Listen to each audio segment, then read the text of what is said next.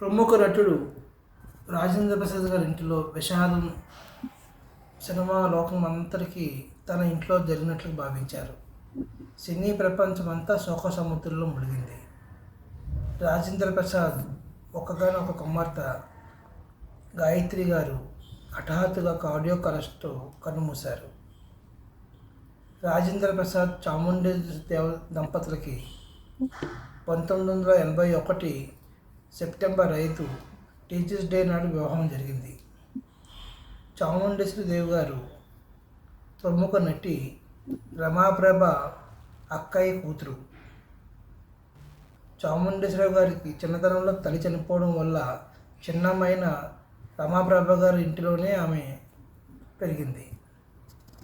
అదేవిధంగా రాజేంద్ర ప్రసాద్ గారికి 10 సంవత్సరాల వయసు ఉండగానే ఆమె తల్లి చనిపోయారు. రాజేంద్ర ప్రసాద్ గారికి నటన మీద ఆసక్తి ఉండడం వల్ల ఆయన చెన్నై వచ్చి ఎన్నో ప్రయత్నాలు చేశారు. అందరిలాగే రాజేంద్ర ప్రసాద్ కూడా సినిమా కష్టాలు ఎన్నో చూశారు. 78, 79, 80, 81 సమయంలో రాజేంద్ర ప్రసాద్ గారు డబ్బింగ్ ఆర్టిస్ట్ కింద రాణించారు. మొదట్లో డబ్బింగ్ అవకాశాలు వచ్చినట్లుగా వచ్చి ఎన్నో పోయాయి. ఒక పూట తిని మిగతా పూటలు మంచినీళ్ళు తాగిన రోజులు రాజేంద్ర ప్రసాద్ జీవితంలో ఎన్నో. ఇంకా సినిమా ప్రపంచంలో నేను రాణించలేను అని సూసైడ్ చేసుకొని చనిపోదాం అని భావించిన తరుణంలో ఆయనకి డబ్బింగ్ అవకాశం తలుపు కొట్టింది. అక్కడి నుంచి నెమ్మదిగా డబ్బింగ్ చెప్పుకుంటూ రాణిస్తున్న రాజేంద్ర ప్రసాద్ గారికి అదే డబ్బింగ్ స్టూడియోలో రమాప్రభ గారు పరిచయం అయ్యారు. రాజేంద్ర ప్రసాద్ గారు మొదట్లో ఎవరితో మాట్లాడేవారే కాదు. రమాప్రభ గారే చనువు తీసుకొని రాజేంద్ర ప్రసాద్ గారితో బాగా మాట్లాడి చనువు పెంచుకొని ఒక అక్క తమ్ముడు బంధాన్ని వాళ్ళిద్దరి మధ్యన ఏర్పాటైంది. ఆ బంధంతో రాజేంద్ర ప్రసాద్ గారు రమాప్రభ గారి ఇంటికి వెళ్ళడం రావడం జరిగేది. అప్పట్లో రమాప్రభ గారు తోటి ఆర్టిస్టులందరికీ ఆమె ఇంట్లో భోజనం పెట్టడం ఆమెకు మంచి అలవాటు. అలాగే భోజనానికి వచ్చిన రాజేంద్ర ప్రసాద్ గారికి చాముండేశ్వరి గారు పరిచయం అవ్వడం, ఆమెను దగ్గరుండి వడ్డించడం, రాజేంద్ర ప్రసాద్ గారిని బాగా చూసుకోవడం, రమాప్రభ గారు రాజేంద్ర ప్రసాద్ గారు సొంత అక్క తమ్ముళ్ళలాగా గొడవాడుకోవడం, ఆ పిమ్మట కలిసిపోవడం ఎంతో చక్కగా నడిచేది.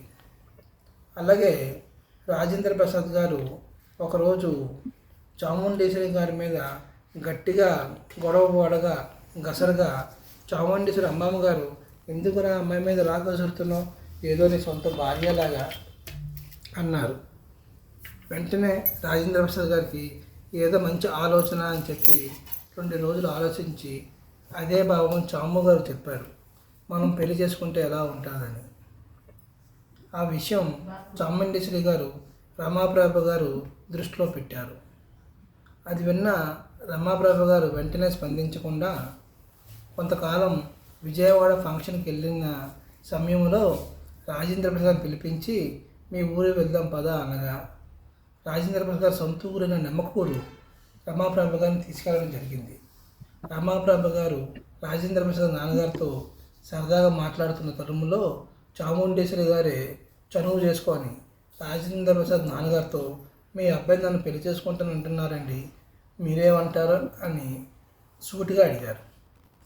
ఇందులో తప్పే ఉందమ్మా, ఒకరు ఇష్టమైతే పెళ్ళి హ్యాపీగా చేసుకోవచ్చు, కానీ మా ఇంట్లో పెద్దవాడు ఉన్నాడు, ఆయన ఒక మాట చెప్పాలని అని సమాధానం ఇచ్చినారు.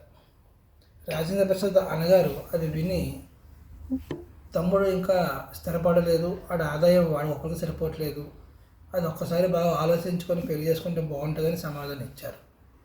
1981 సెప్టెంబర్ 5 టీచర్స్ డే నాడు రాజేంద్ర ప్రసాద్ చాముండేశ్వరి గారి పెళ్లి జరిగింది. ఆ తర్వాత 1982 సంవత్సరంలో వైకుంఠ ఏకాదశి నాడు బాబు పుట్టాడు. స్వామివారి రోజు బాబు పుట్టాడు కాబట్టి ఆయనకి బాలాజీ ప్రసాద్ అని నామకరణం చేశారు. 1985 దసరా రోజునాడు పాప పుట్టింది. ఆ పాప పేరు గాయత్రి అని పెట్టుకున్నారు. ఆ గాయత్రి అమ్మాయే 38 సంవత్సరాలకి అనుకోకుండా కాలం చేశారు. రాజేంద్ర ప్రసాద్ గారికి పాప అంటే ఎంతో ఇష్టం. అలాంటి పాపని చిన్నతనం, ఆ లేతతనం మిస్ అయిపోయాను. పాప పుట్టిన తర్వాతే నాకు నటుడి నుంచి హీరో అవకాశాలు వచ్చాయి. ఒక్కొక్క సమయంలో సంవత్సరానికి 30 సినిమాలు తీసేవారు. దీనివల్ల ఇంటికి కూడా 2 నెలలు 3 నెలలు షూటింగ్లోనే ఉండాల్సి వచ్చింది. ఈ యొక్క షూటింగ్ విధానాల్లో చిన్నపిల్లలు ఆ ప్రేమని రాజేంద్ర ప్రసాద్ గారు కోల్పోయారని ఇప్పటికీ చెప్పుకుంటుంటారు. కాబట్టి పిల్లల్ని పెంచుకోవడంలో కానీ, భర్తను చూసుకోవడంలో కానీ చాముండేశ్వరి గారు ఎంతో ఎంతో నైపుణ్యం చెందారు. అలాంటి ఇంటిలో అల్లారి బిడ్డ చనిపోవడం, ఆ కన్నతల్లి చాముండేశ్వరి గారిని ఓదార్చడం ఎవరి తరం అవ్వట్లేదు.